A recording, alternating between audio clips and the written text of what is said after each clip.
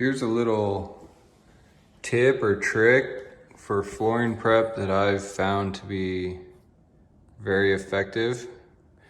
I use my hand planer, battery powered, and my Ridgid belt sander with a 36 grit Diablo belts, and then 80s if I need to touch it up.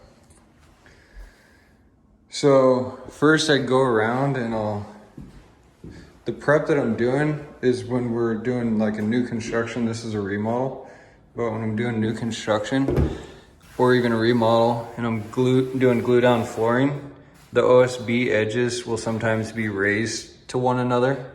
So I just set this down to a 32nd, and then I just run it back and forth like that, and it shaves it down so it's nice and smooth by the hand. So I do that on all my joints all the way throughout the room. And you can see like this sheet was in the corner, was sticking up a little bit higher, so I ran this way and just try and feather that out. And I don't know, this is probably 12, 15 inches, something like that, to get you a nice smooth surface. After I get that done, then I'll go around with my belt sander and just run along the edges like this and get it smoothed out one final time. I mean, that's perfect. I mean, I'd glue right to that. When I get done with that, shot back it up, and it's good to go.